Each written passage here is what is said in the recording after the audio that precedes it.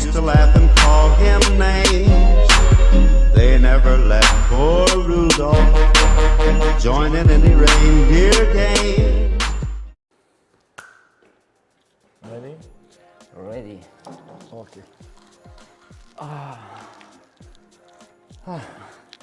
Ho, ho, ho. Ho, ho, ho. Ho, ho, ho. Salut, Cristian. Salut, Lucian. Mă bucur să ne reîntâlnim. Mă bucur de fiecare dată când ne întâlnim. Spune-mi, te rog, cine e Cristian? Cristian este Cristian Roman, de fapt Ion Cristian Roman, dar mai exact pentru toată lumea, pentru toți copiii, este taxiul cu bomboane. Ba nu, scuză-mă, de fapt e Moș Crăciun. De data asta, după cum se vede, Moș Crăciun civil. Sunt un dealer de fericire. Dau fericire în stânga și în dreapta cât pot. Dar asta numai cu ajutorul vostru. Super. Povestește-mi puțin despre ONG-ul tău, cum l-ai început și ce mai exact faci acolo. ONG-ul meu este un produs social media. Înainte eram singur, cum spuneam, bătrânelul acela, cu o plasă de mere, cu o carte de povești sub braț, care mergea în spitalele de pediatrie să citească povești, la întâmplare, în saloanele unde era mai multă tristețe, având convingerea că dacă el le aduce bucurie unor copii, acolo undeva peste mări, peste țări, peste munți, unde era fiul lui student, tânăr și el, cineva îl va ajuta. La un moment dat am creat un eveniment și am zis să mă ajute și pe mine, cine poate vor veni. Seara când am ajuns, erau vreo 100 de oameni în curtea spitalului.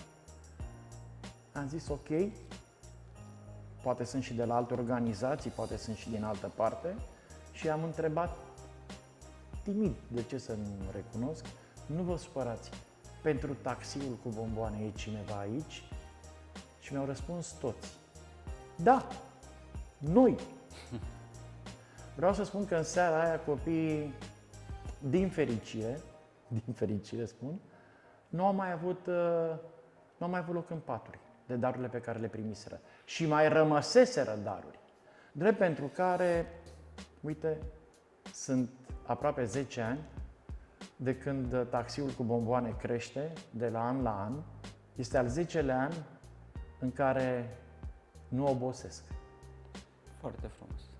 Țin exact de ce nevoie are moșul de spiriduși. Ok, poate să fie zona de donații.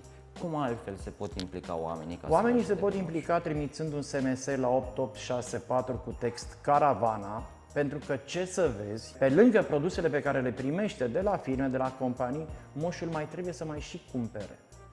Știi?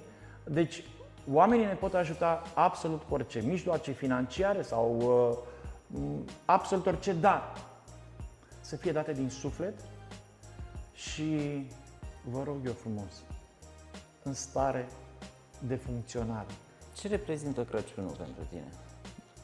Un băiețel care până la vârsta de 10 ani nu a mers în picioare, care urmează un tratament la Centrul de Recuperare Neuropsihomotorie Nicolae Robănescu, este locul unde de câțiva ani de zile îmi servesc ziua cu copiii cu dizabilități,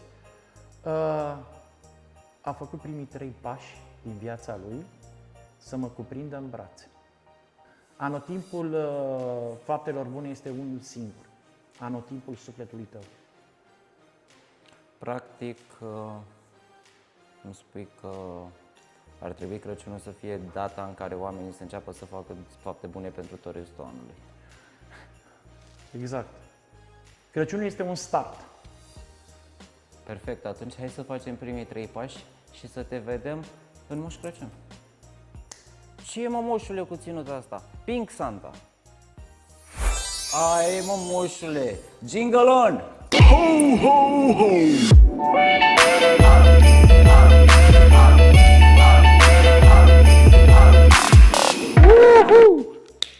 Așa. Moșule, Zi-mi, te rog, de ce ai acceptat invitația noastră să facem acest Crăciun roz și ce înseamnă asta pentru tine? Dragul meu, dacă am fost iepuraș de Paște, dacă sunt clown, dacă port tuturi, roz, verzi, toate culorile, dacă pot fi orice personaj, găină dacă vrei, cocoș, ce vrei tu, pui, rață, gândac, de ce n-aș fi Pink Santa? Mai ales că această acțiune are un scop nobil. Prin acțiunea voastră ajungem la foarte mulți copii, la copiii la care eu probabil nu aș fi ajuns fără ajutorul vostru, fără sprijinul comunității voastre, fără tine. Care sunt obiectivele acestei campanii Pink, Christmas, Pink, Santa and Jingle On? În primul rând, Pink Santa, ca și Red Santa, ca și Moș Crăciun, Moș Gerilă sau cum vreți voi să-i spuneți, așteaptă sprijin de la comunitatea voastră, de la prietenii voștri, de la oamenii care vă înconjoară și hai să îndemnăm la un lucru cât se poate de ușor, să punem mâna pe un telefon, SMS 8864, text caravana și caravana asta roz, sau ce culoare va avea ea vreodată, va ajunge la cât mai mulți copii. În al doilea rând, am înțeles că cu ajutorul prietenilor voștri vom ajunge undeva în Sinaia, Bușteni, pe o rază de 200 de kilometri, primul pas. Următorul pas poate vor fi 400 de kilometri, celălalt pas, pentru că totul se face pas cu pas. Super! Cine se poate implica în campania asta? Oricine. Atenție! Donații funcționale. Perfect, așa facem. Dacă mai ai un mesaj de încheiere și pentru ceilalți, poți să le transmiți. Mesajul meu este că dacă nu avem parteneri în fapte bune, în orice fapte bune, nu avem nimic. Mesajul meu este că Moș Crăciun există, Moș Crăciun este român și nu vă lepădați de Moș Crăciun. Hai la tata! Hai la tata! Salut, mă, moșule! Hai! Mă bucur să ne revedem. Salut, Jingle On, prieteni!